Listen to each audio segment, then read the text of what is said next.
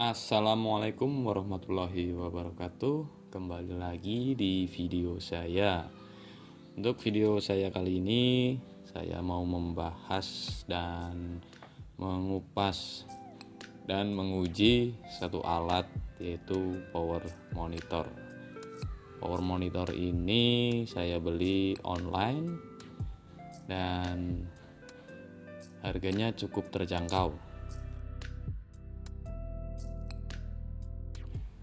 Dalam paket pembelian kita hanya mendapatkan satu power meter,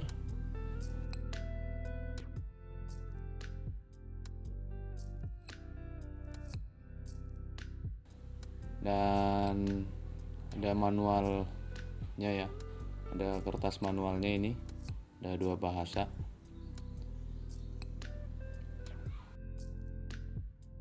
Untuk mengurangi atau mengobati rasa penasaran, mari kita bongkar seperti apa dalamnya. Ini cukup mencongkel ya untuk penguncinya. Ya, seperti inilah dalamnya. Ya, terlihat ada 2 buah IC dan ada ini IC-nya menggunakan HT5019 untuk mikrokontrolnya, dan untuk TM1621B ini adalah untuk controller di LCD-nya.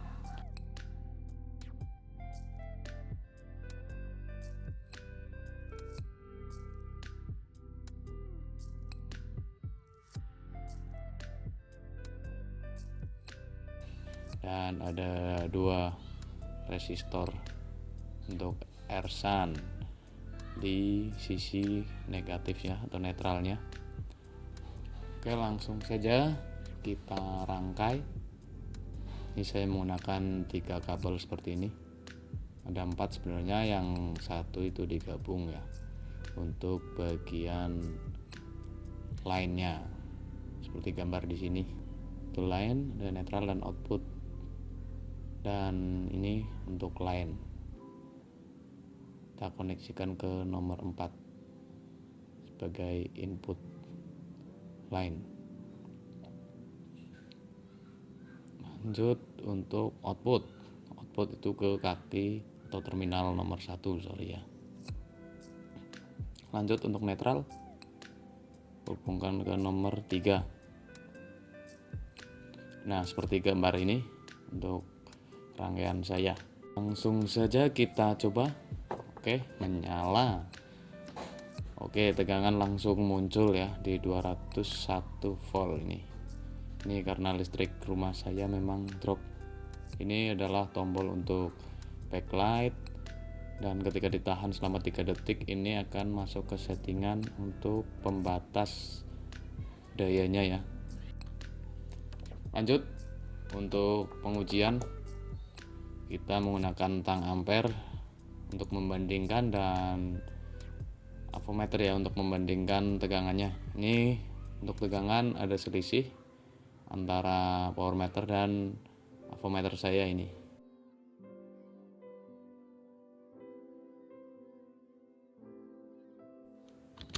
Coba kita cek untuk frekuensinya. Oke, untuk pembacaan sama ya, 50 Hz. Langsung kita akan uji coba ya. Ini dengan menggunakan solder 40 watt. Kita coba tancapkan berapa untuk daya yang terukur. Oke, naik, dan ternyata ini terukur 24,7, 5,6 ya watt, dan arusnya cukup kecil, cuma 0,119 di tang ampere. Kita ganti bebannya. Lanjut untuk bebannya menggunakan solder yang model seperti ini. Ini berbeda dengan tulisannya ya, karena untuk LM-nya sudah saya ganti dengan ukuran 25 watt. Oke, ini sebelum ditekan, dan setelah ditekan itu sampai 26 ya. Kalau tidak ditekan itu cuma 13 watt. Ini karena udah diganti elemennya. Lanjut menggunakan beban yang lebih besar, ini menggunakan setrikaan. Kita coba, kita on kan. Oke, ini langsung muncul angka 283 watt untuk arus 1,4, sama di tang ampere sama di power meter. Untuk tegangan sama, masih ada selisih. Untuk power factor masih 0,99 ya, karena bebannya ini resistif. Oke, lanjut dengan beban yang lebih besar lagi, masih bertipe pemanas ini ya. Ini menggunakan blower yang tertulis 700 watt. Oke, muncul 480 watt ya.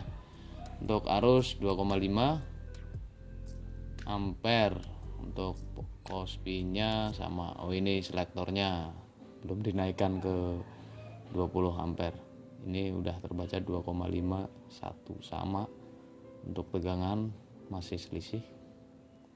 Lanjut menggunakan bolam 72 mA 8 watt. Kita akan coba menggunakan beban yang kecil.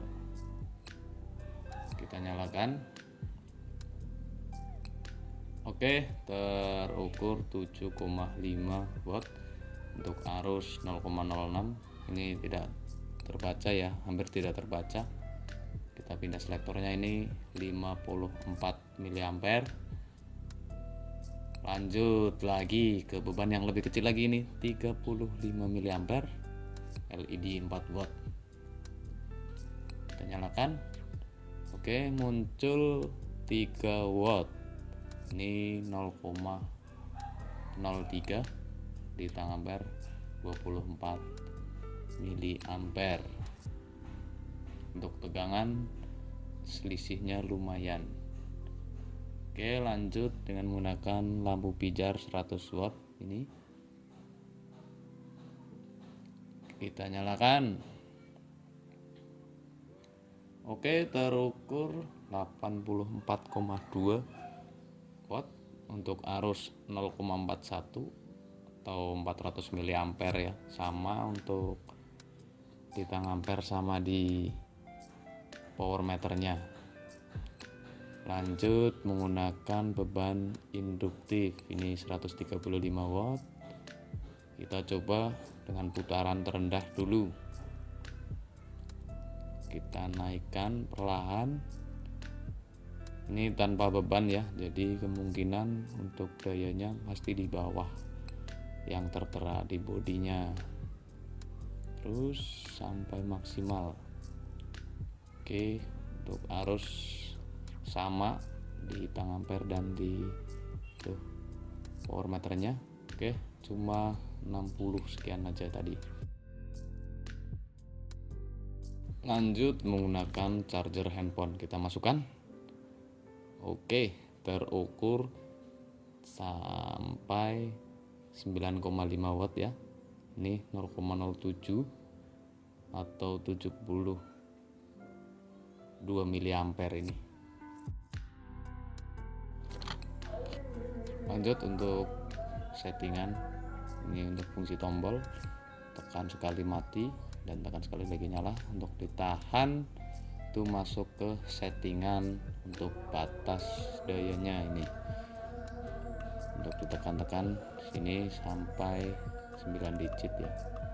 Untuk berpindah ke sebelahnya kita tahan lagi. Nah, pindah seperti itu. Ini saya coba di 0,10 kW.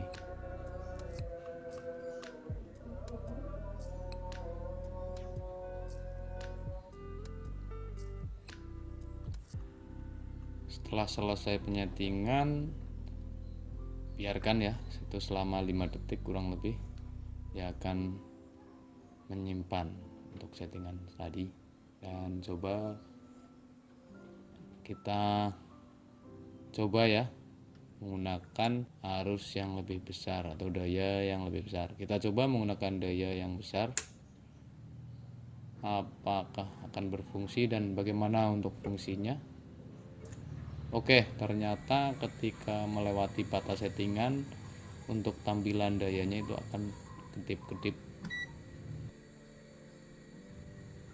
Ketika normal atau di bawah settingan itu akan diam ya, jadi nggak berkedip-kedip seperti itu. Oke, sekian saja ya video saya, semoga bermanfaat. Terima kasih telah menonton. Wassalamualaikum warahmatullahi wabarakatuh.